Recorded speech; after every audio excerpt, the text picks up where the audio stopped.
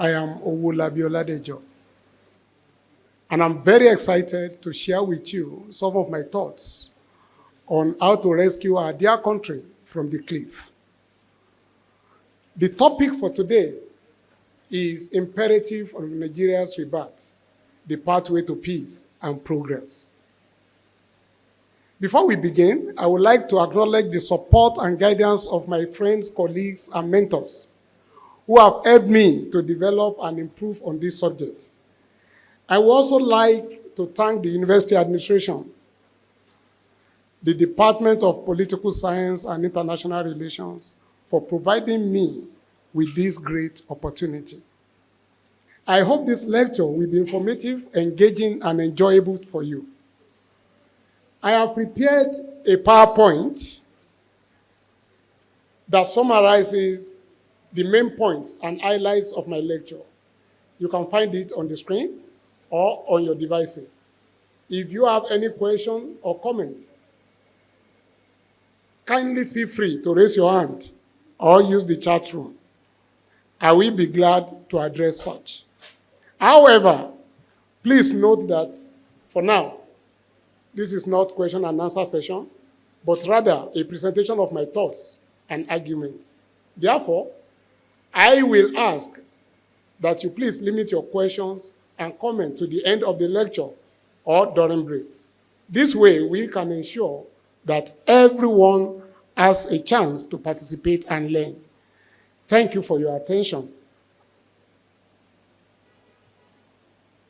The Vice Chancellor, sir, just like I noted in your office, one of the greatest joy that I have presenting this is, one, this is an academic environment.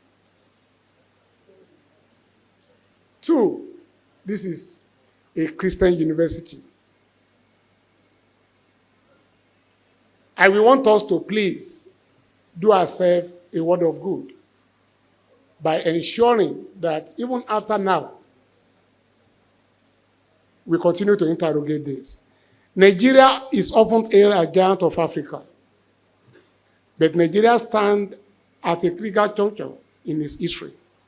Despite the vast resources and immense potential, the country is grappling with multitude of socio-economic and political challenges that have hindered the progress and aspirations of the people. The imperative of Nigeria's rebirth has become increasingly evident as the need for transformative change grows more urgent by the passing of each day. Many Nigerians have expressed their desire for a new vision and a new direction for the country, one that can harness the potential and overcome its problems. The foundational problems. Okay. We need to examine the foundation. When Ambassador was talking, the chairman, he was talking about dilapidated buildings and whatever. How was Nigeria crafted? What is the foundation of this country? If you look critically, what we call Nigeria today is an amalgamation of different kingdoms. There are over 300 ethnic groups and over 500 languages, most of which are sharply divided. They are different. According to Chief Obafemi Awolowo in his book, The People's Republic, Nigeria has 10 major nations and 41 nations, minority nations. That means Nigeria is bringing together 51 nations. And I'm sure you will know the enormity of such a problem. Now, most of these empires and kingdoms have developed their own ways of life. They have their religion, they have their beliefs before the advent of the Unibos. What you call Northern Nigeria today is an amalgamation of 14 kingdoms. The Hausa Bokoi and the Bansa Bokoi. And I'm happy the students are here. I hope this will enlighten you. The northern region, being an amalgamation of 14 different cultures, was brought together by Usman Dan Fodio in a jihad in 1804. By 1809, Hausa Bokoi had become a Sokoto Caliphate that is divided into emirates under hereditary emirs. These emirates came under the political, social, and religious control of the commander of the faithful. That is Sultan of Sokoto. The Borno Empire was also absorbed, but Borno Empire separated later. The Yoruba people are found mainly in Ekiti, Lagos, Ogun, Ondo, Osun, and Oyo states. They make up a sizable proportion of the population of Kwara, Kogi, Edo, and Delta states in Nigeria.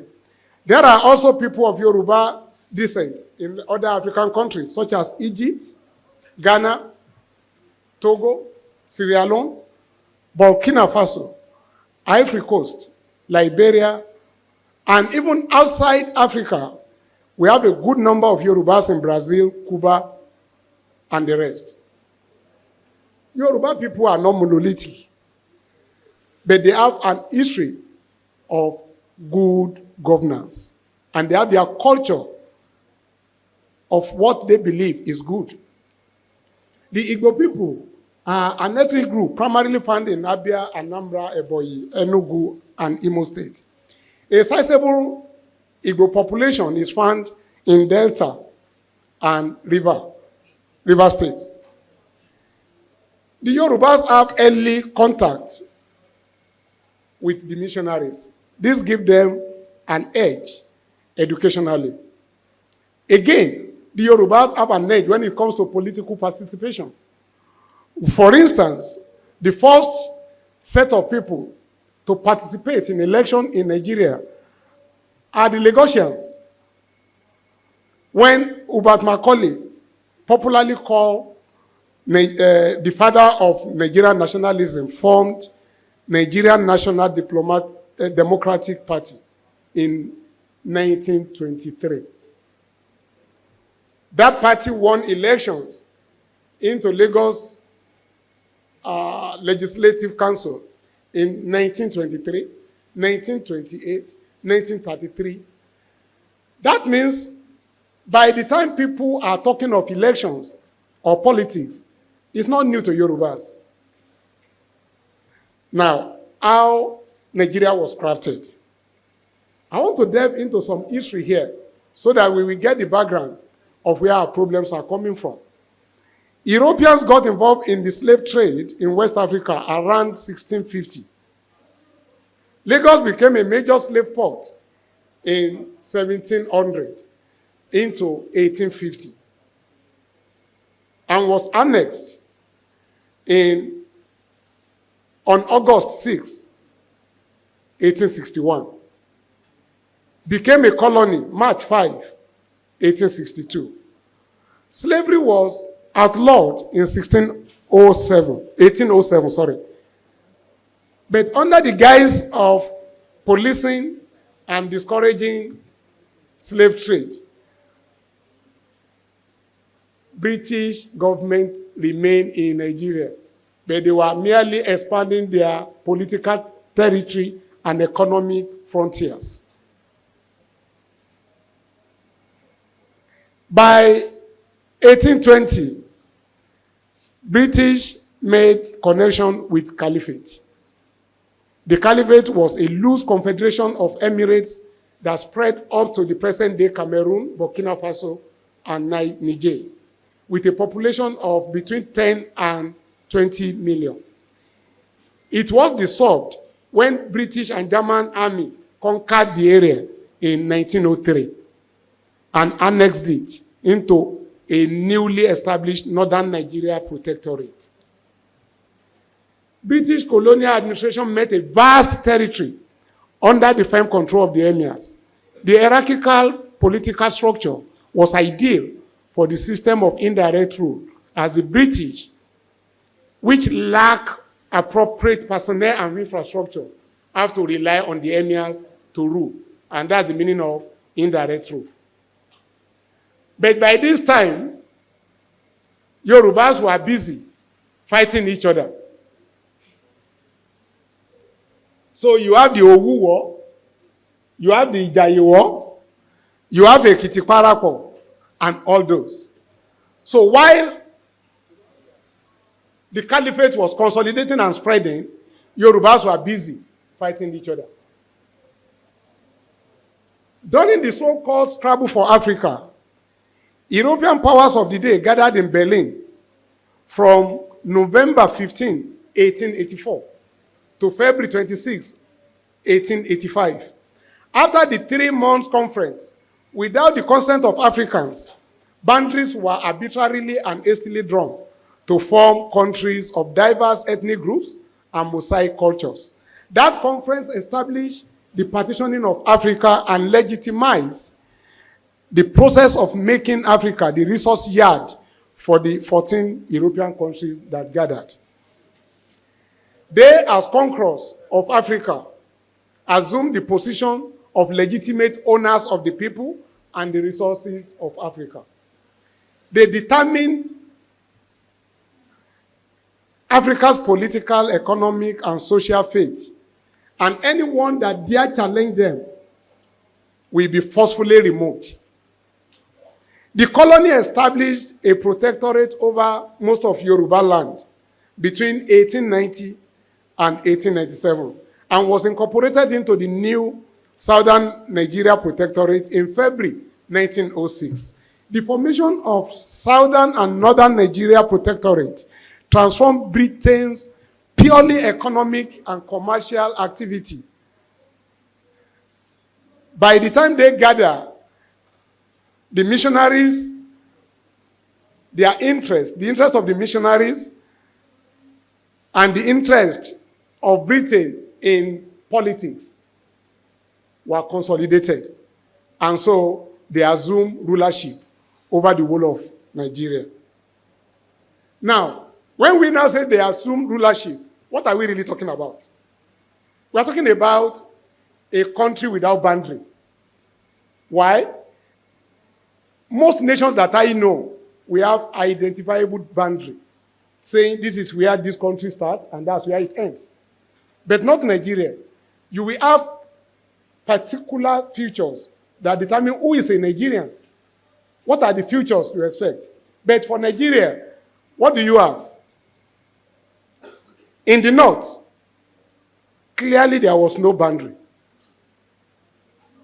By the time you are listening to my citation, you perhaps will have been told that I schooled there and I taught there.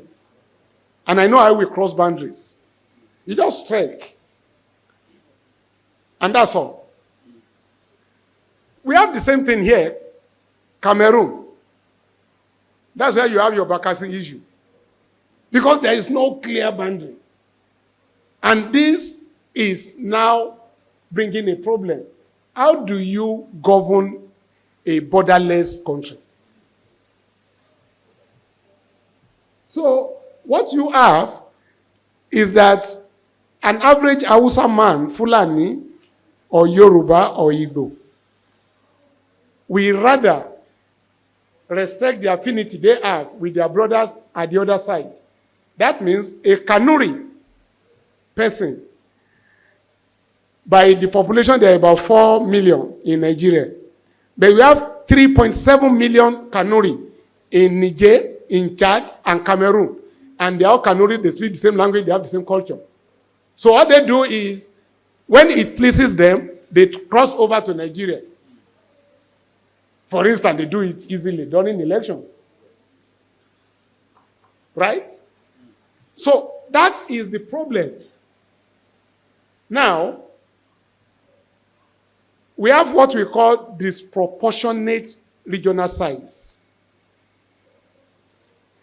The colonial masters coalesced different indigenous ethnic groups, including Hausa, Fulani, Yoruba, and others, Tiv, and whatever, to form northern Nigeria. This gave them a geographical size advantage. What they call northern Nigeria in physical size is more than double the two other regions of the south. And this actually is giving them veto power. They determine whatever. For instance, during the 1950 conference, All Nigeria Conference in Ibadan, Ahmadu Bello demanded that the legislative house must have minimum 50% of northerners, otherwise no deal. And though they were expecting that that arrangement will give us peaceful insight into what each region wants, but they couldn't take a decision when it comes to electing people into the legislative house. So our problem continues. Now, because of all this, ethnic nationalism came into play. We need to protect ourselves. You need to protect yourself. So we now bond together, rather than in idea or whatever, but purely on ethnic basis. So you now have, at a time, it became easy that you form courts to be able to protect yourself. And that's what the problem Nigeria is faced with. Now, let's look at the opinion of those that were involved. When I say those that are involved, I want to look at the Britons. You have the Secretary of State for the colonies, Mr. as he was there, Oliver Littington. And I quote, "Recent events have shown that it is not possible for the three regions of Nigeria to work together effectively in a federation so closely knit as that provided by the Constitution. Her Majesty's government in the United Kingdom, while greatly regretting this, consider that the Constitution will have to be redrawn to provide for greater regional autonomy and for the removal of powers of intervention at the center." Littleton was almost immediately seconded to Nigeria, so he served in Nigeria and produced what we call Littleton Constitution of 1954.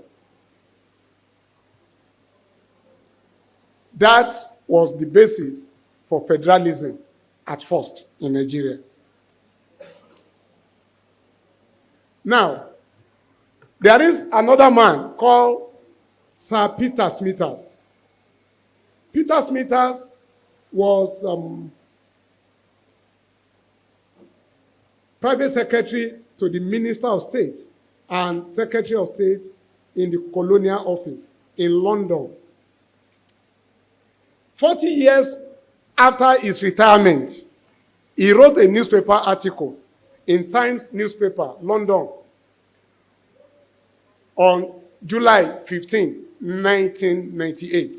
He wrote, and I quote, "During the negotiation for the independence of Nigeria, the view of the Secretary of State at that time, with which I agree, was that in Nigeria we should attempt to put together a large and powerful state with ample material resources, which will be able to play leading role in the affairs of the continent and in the world.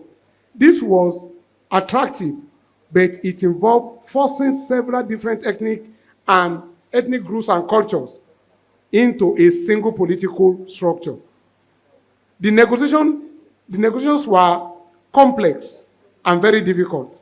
The chief problem, as I remember, relating significantly to the control of police and the military. I will need us to please underline that major problem. In retrospect of 40 years, it is clear that this was a grave mistake which has cost us many lives and will perhaps cost more. Those are the views of two people that play a critical role in bringing Nigeria together. Now, let's look at what our own forefathers said. And I'm starting with Abubakar Tafawa Balewa, the first prime minister of Nigeria. When he was pronounced in September 1957 as the prime minister, he gave a radio speech which said, "Indeed, unity today is our greatest concern, and it is of everyone's duty to work so as to strengthen our unity." While on October 1, as the newly sworn-in prime minister, he said, "To me, the most important result of the constitutional changes in 1954 was the introduction of federal form of government." Now, I want to look at Ahmadu Bello. Ahmadu Bello was known to focus his attention mainly on unity and development of the North. He was of less concern with whatever is happening in Nigeria as a whole. So, and he has some opinion which may not be very flattering about other Nigerians.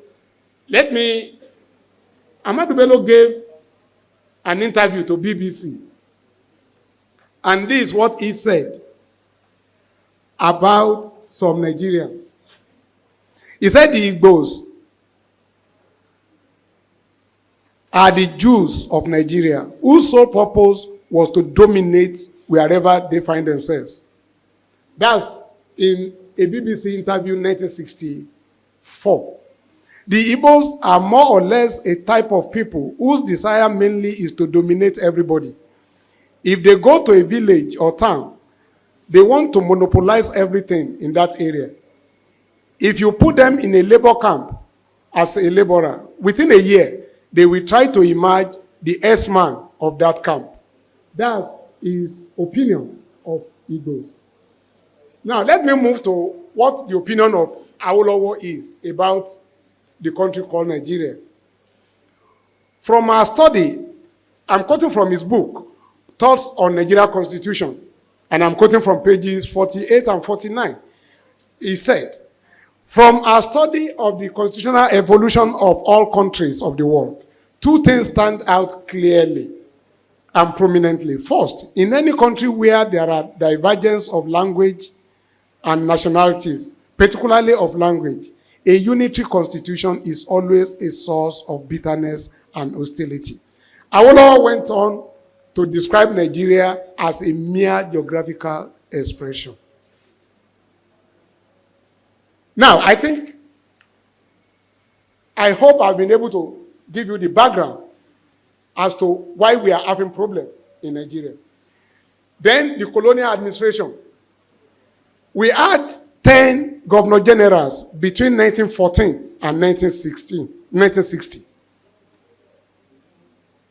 And they are Frederick Lugard, Clifford, Thompson, Cameron, Bodilon, Shockbolt, Bonds, Otto Richard, Macpherson, and Wilson Robson.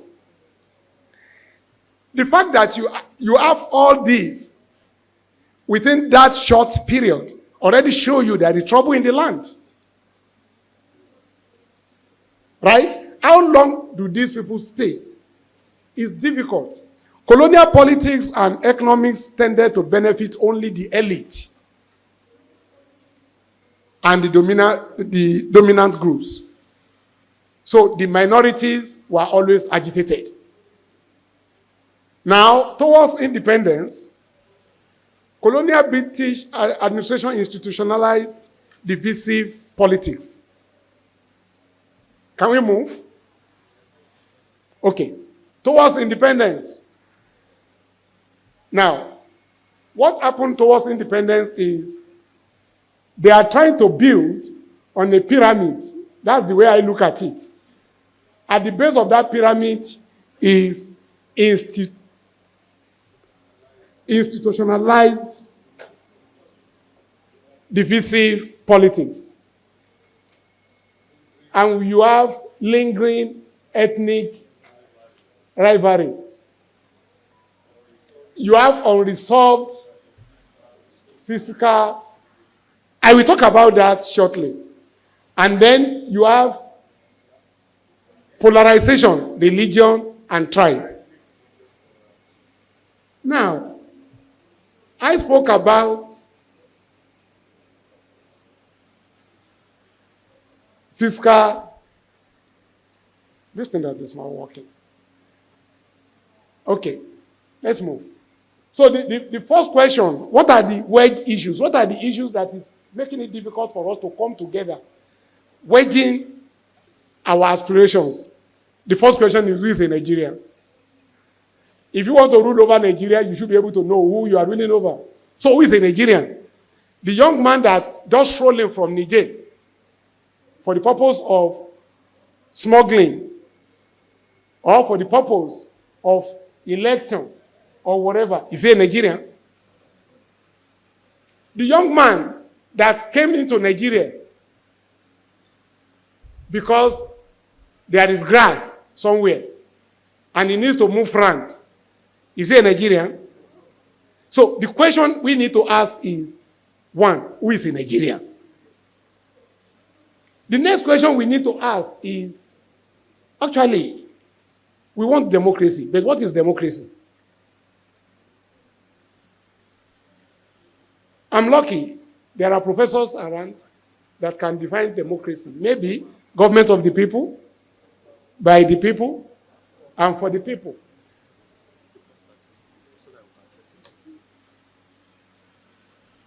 But the question is this: at what point have anybody gathered Nigerians together to say, what do you want? The first and only time that I'm aware of was during the days of Macpherson in 1949. Since then, what we have as constitution has always been the military will gather some people. In 1979, gave them some no-go areas and actually decreed that it must be presidential system. Is that government of the people, by the people? So how are you looking forward to this working for you? Who consulted you? Who asked you, what do you want? I normally joke with my friends, luckily some of them are here. When they say a governor is not performing or a president is not performing, I ask them, Kilo promise, I hope I'm not abusing anybody. When you go to parties for a political rally, what do? They dance. Put you in the sun since maybe 9 a.m. They know you are tired by 3. The man will appear. They know you are tired. And the man will say, my people, my people. And you are dancing. And he goes, you vote for him. He has not promised you anything. So what is democracy to us? I think we need to be very, very sure what we want. Now, apart from what is democracy, can you please go back? Okay. We have centralized national and public security. Nigeria is the only place that calls itself a federalism, and you have central and public security merged together. And this started 1966. When Aguiyi-Ironsi inaugurated what they call the Gobri police panel. It was that panel that canceled local police. I'm lucky. There are, apart from those who read it from the books, I'm certain ambassador will remember that there was a time that Nigeria had local police. Sorry? With Shopnika, Akoda. Thank you. Now, the question now is this. When Aguiyi-Ironsi was killed, Gowon came over and they handed that report to him. Gowon cancelled local police and centralized everything. So since then, I in the world that I'm having problem with my wife, I will need to go and meet a police officer who is responsible only to Abuja. So the internal security is already jeopardized. Now, aside from that, we are talking about fiscal relations. Fiscal relations actually is talking about how the regions generate their funds. And again, this did not start today. For those of us that don't know, there was Philipson Commission in 1946 that was to look at how revenue was to be shared. Because as at that time, everybody spent his money. In fact, what you call Owolabi today is because he was able to spend his money. If he needs to report to Abuja to take money, they will make sure he doesn't grow. So you have Philipson Commission in 1946. And as at that time, like I said, every revenue collectible by the region is 100% spent in that region. But revenue collectible by the central government is shared among the regions. 46 to the north, 30 to the west, and 24 to the east. That was the recommendation of Philipson Commission. But some people wouldn't have that. They said, this place is too big, we need to develop. So we need money from everywhere. And don't forget, that was how Nigeria was amalgamated in the first instance. So they told Philipson to go and review what he did. And now put with him Hicks. So they now call it Hicks-Philipson Commission of 1951. Unfortunately, Hicks died about 3 months into their activities. So it remained only Philipson to submit the report. And what was the report? That, okay, the regional government should now be able to compete by generating their own revenue. So they liberalized a few things. Thereafter, we have what they call Chiefs Commission in 1953. Because what Philipson was doing was not satisfactory to some people. So by that, 1951, by 1953, they considered another one, which is called Clicks Commission. And that now said, all ice and skin should be given to the north. Then we have Raceman Commission, 1958. That was in preparation for independence. And what did that do? That was the beginning of distributable pools account. So they now said, any money that you bring, put it in the pool, and then we share. So the mining rights and everything is now going to the central government, which will now be shared 20% to central government, 50% to regional government, to the regions, and distributable pool account 30. And it was at that point that we got independence. But again, people are not satisfied. So immediately after independence, they needed to change the constitution. So we have 1963 constitution, and then we now have another review of our revenue by Beans. Unfortunately, when Beans was working, he worked alone. He worked in secret. So particularly the South said they are not accepting that report. They were not able to do much because he came in 1964, and they have to send him away because there was coup in 1966. Thank you about that. Now, we have leadership issues. I've told you the number of governors that we had even during the colonial days. Even during independence, 6 years into independence, there was a coup. And whatever anybody fancy, they do. So we have 16 head of state so far. 16 head of states so far. The military started creating states which they know were not viable. But the aim is simple. It's an opportunity for them to funnel revenue through the central account to certain areas. So what you have is a struggle for power, which is centered on control of land and resources. It's as simple as that. We will get to that now, post-independence Nigeria. Now, every time you find Nigerians flaring up, what's the cause and what are the trajectories? I need you to please look up there. Nigeria is blessed with all manner of resources, natural resources in abundance. The best of oil is here. This is attracting foreign interest. And they need somebody who will be malleable to be in charge of Nigeria. So, immediately you are there, they want to control you so that they will have access to your resources. Don't forget, I said earlier that the 14 European countries are looking at Africa as their resource yard.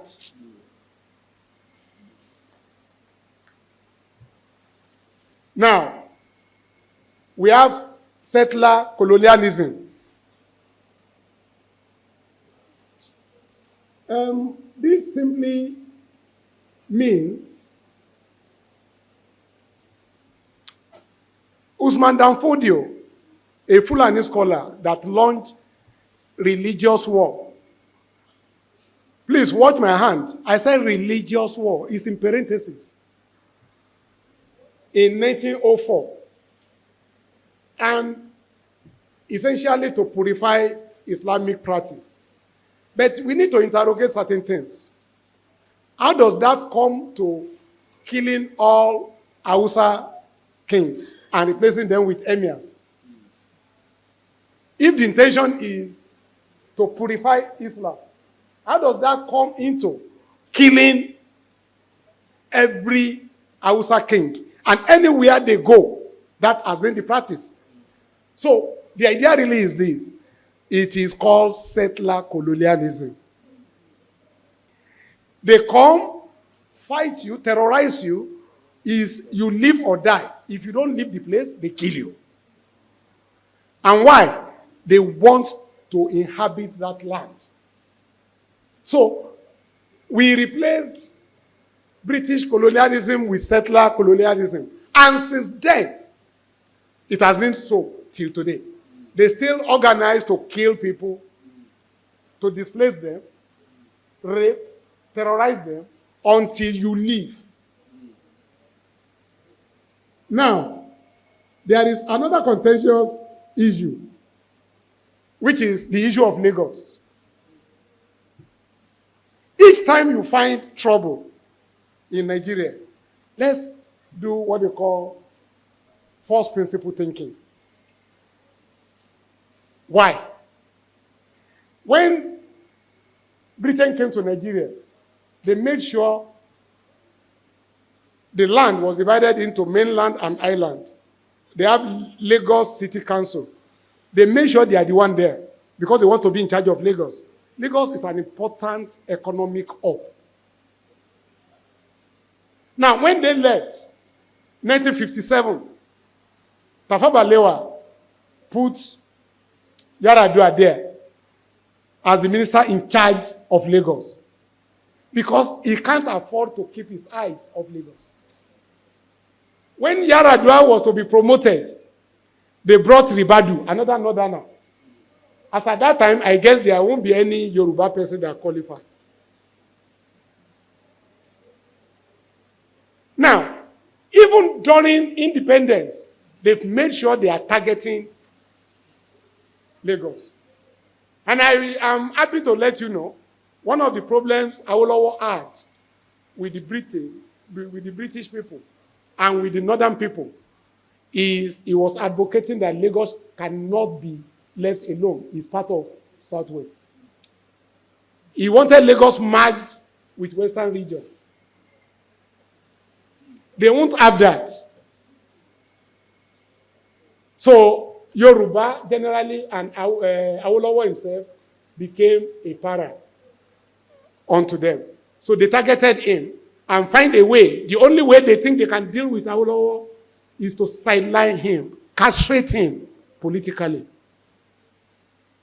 So even on Independence Day, Awolowo was not an official delegate, even though he fought with tooth and nail for independence. The leader of a political party that was controlling the whole of Southwest was not qualified to be a delegate at independence. And on the eve of that independence, he took people saying they should be inclusive for him to be given an unmarked seat. And part of this, again, is they strategize on how best to have full political and economic control of Lagos. And the only way to do that is to keep Awolowo politically castrated and ostracized. By June 1963, a region was carved out of Western region, essentially to do what? To weaken Awolowo. And eventually, they jailed him 10 years by September 1963. They need to get the leaders off, cut the head, strike the head, and the flock will scatter. But Yorubas refuse to scatter. And that's why we are on the cliff. At every point, there is danger. Will this house remain? Next, please. So, we now have this conundrum.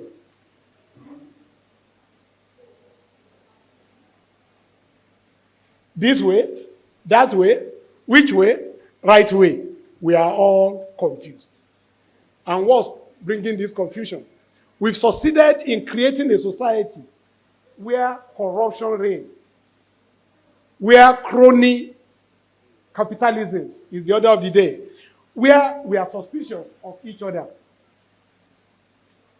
There is terrible trust deficit between the leaders and the led. When the leader says tomorrow, the followers are not sure because they can't trust them. So we have this problem. Where are we? We are in confusion. Can we move? So the question now is this. What is the path to peace and progress in Nigeria? Some people think the issue is leadership.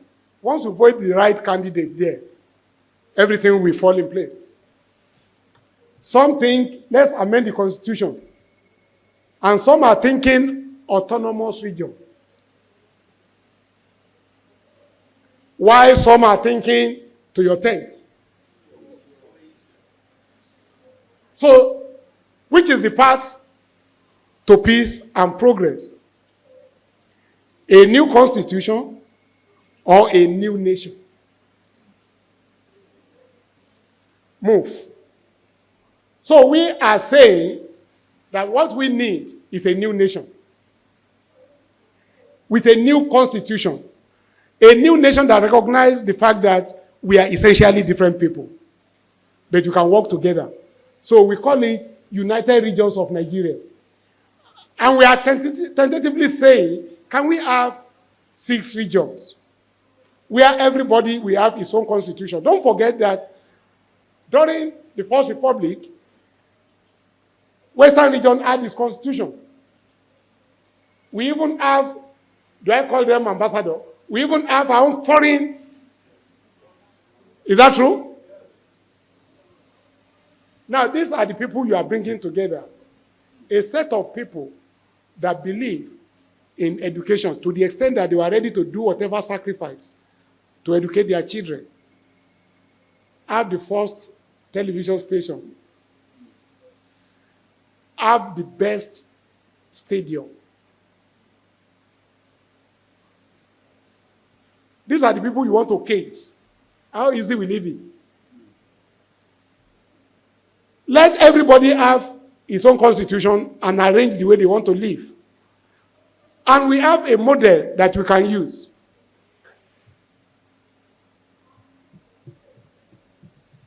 There are nations, not there, just leave it there. There are nations of the world that experience what we are experiencing. Switzerland, Canada, and all those. How do they solve their problem? Switzerland is having 60-something% Germans, 20-something% France, and all those. Yet, they are able to live in peace. They have the most stable government in the world as of today, despite their diverse ethnic groups. They have one of the greatest GDP. I mean, they came second last year in the world. And I want to challenge everybody that is here. Show me a Swiss man in Nigeria on Nigerian street doing anything. You can't find them. Because Yorubas have a saying, Araro mi ongbeyin odi.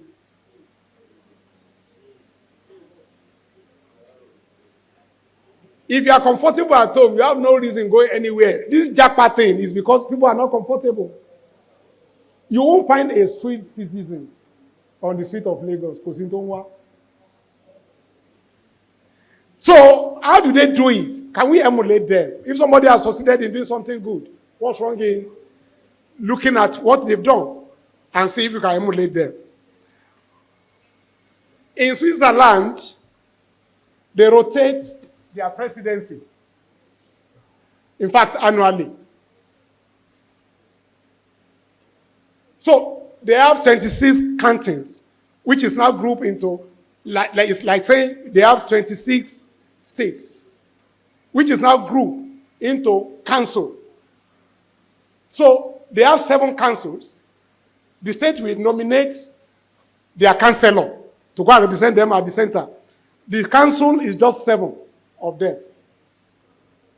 And they now rotate their presidency between these 7 people. Can we do something like that? It will stop the Igbo man from saying, they hate me, I can't be there.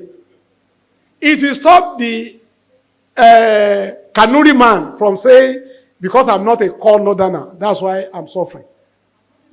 So we put this together, saying, can we have this? And that's why we are calling on the president of Nigeria, Asiwaju Bola Ahmed Tinubu, that it's time for him to have National Rebirth Commission. The Rebirth Commission and the State Rebirth Commission, the Regional Rebirth Commission, will work together to see that we properly restructure this country. I will see my timekeeper. I hope I'm on course. Chairman, I hope I'm on course. I see if I can explain how this works properly. How it works is simple. Each region, please move.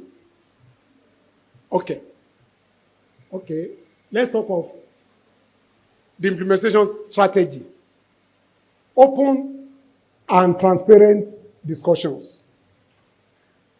Let's face it, what we are proposing is too complex to be simplistically applied. What does this mean? What it means is this. We will have to convince everybody that you benefit more from the new system than this current one that we have. Some people have their genuine reasons to want to oppose restructuring. Can we please educate them?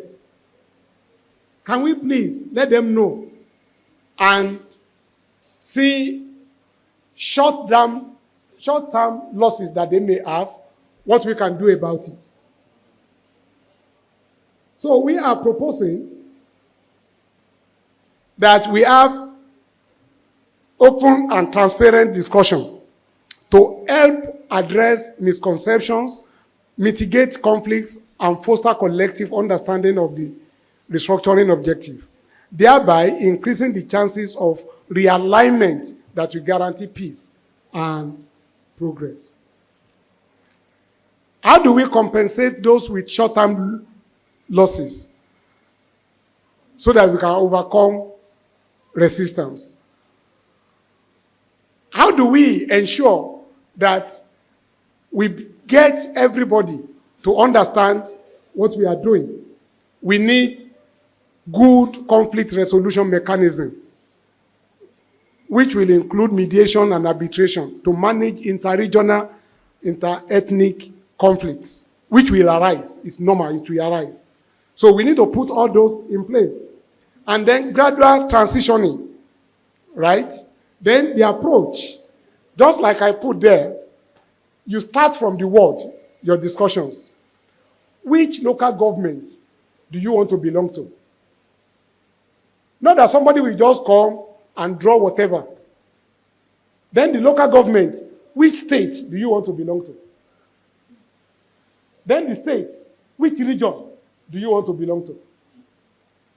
By the time we do all this, we would have been building concessions along the line. And people will now own the constitution that we are now having because you contributed to it. Now, that is the purpose of the regional conversation, which will lead to national conversation, to promote and preserve diverse ethnic groups.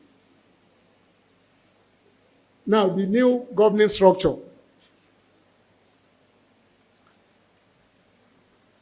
Hello, good. Okay. The conversation is actually to throw light on the question mark on the mind of people. Right? What questions do you have? Let's find a way of answering them. Let's throw light on it. Can you move? Now, at the apex, in Nigeria, United Regions of Nigeria will be what is called Supreme Council of United Regions of Nigeria. How will that work? Supreme Council, we have 10 members from each region.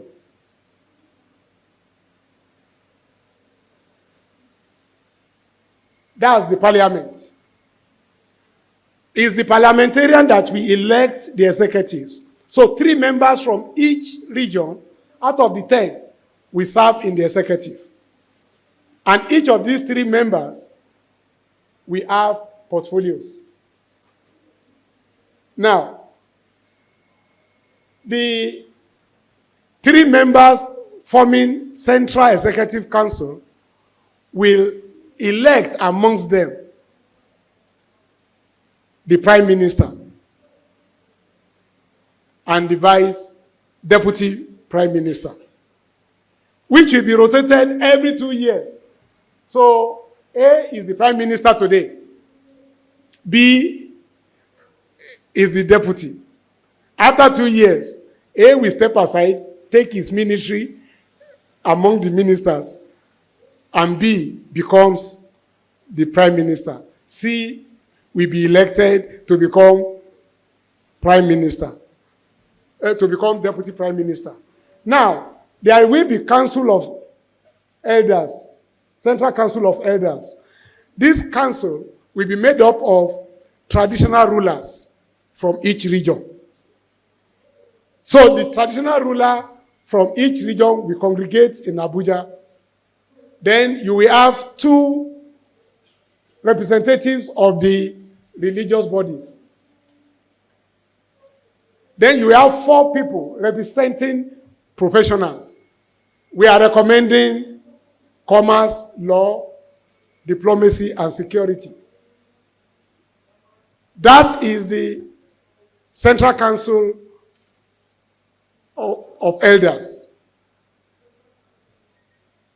All legislative functions are part-time. And anybody that is going to Abuja to represent any region will be paid by his region. You are going there to represent me. So it will be less costly. To the best of my knowledge, I don't think there is any state in this country now that doesn't have a building in Abuja. So if you are going to represent me, I just give you a key to a room there. Pay for your flight.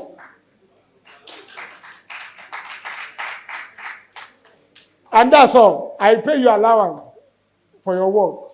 And that's all. If you misbehave over there, now here we go settle them. Because now me they pay you. Now, we are not there yet. We are not there yet.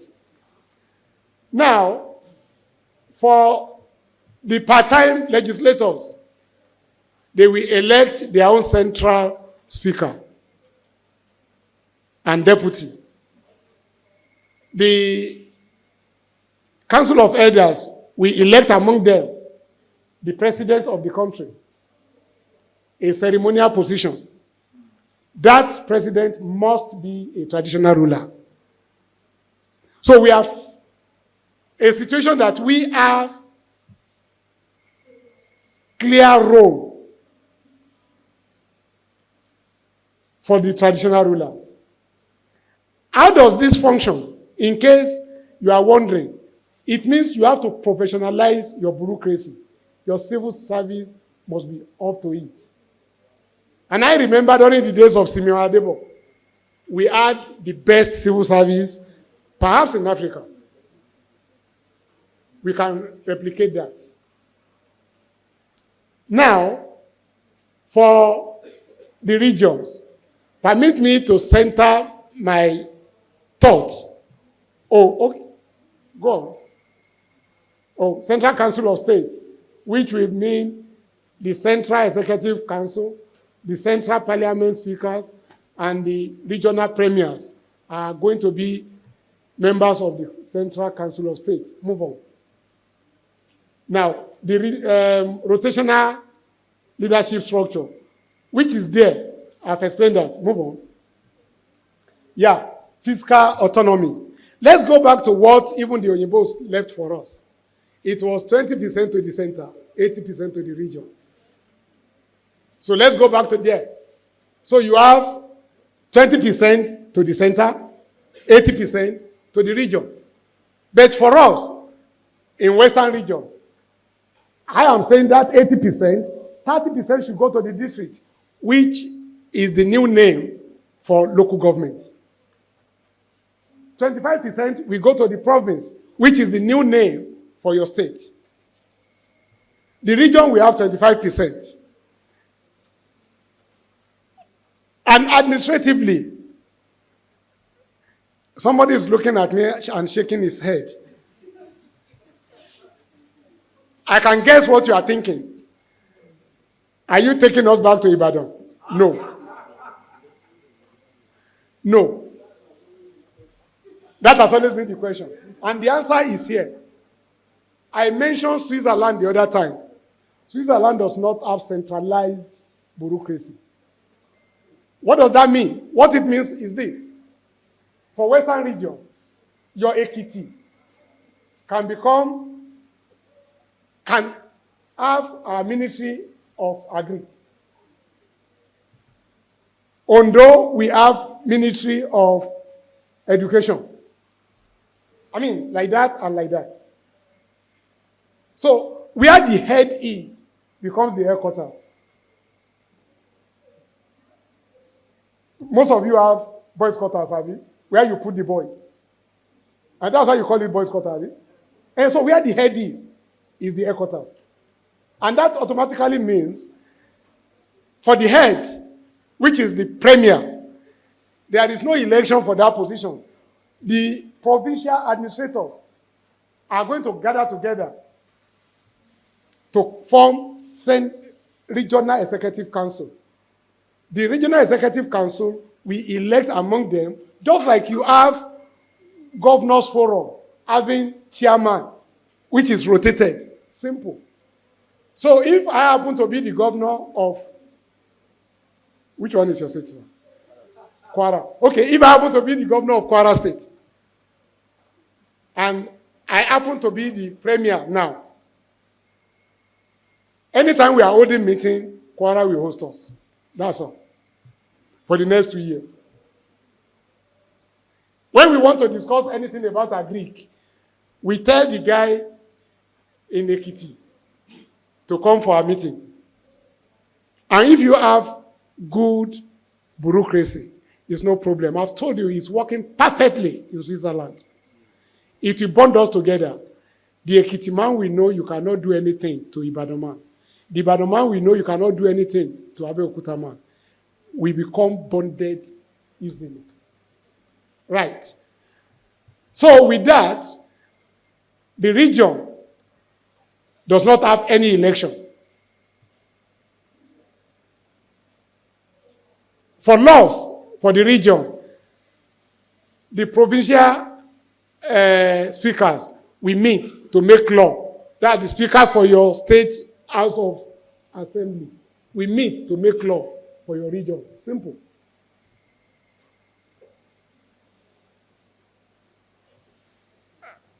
I'm trying to see if I can rush this. The advantages of what we are proposing. One, it is homegrown. Two, it takes care of the fear of marginalization. Three, it gives clear responsibility to the traditional rulers. Four, it gives clear responsibility to civil servants. It challenges them to be up to their game. And with this, the revenue question will have been solved. The local government where you have your minerals that is being devastated every second, we have the highest volume of revenue. So, my chairman, sir, my time is up. Can we move? That's the regions. What we are saying is Ekiti, Oyo, Ondo, and all those. Whoever choose to be part of Western region, and whatever name is called, move on.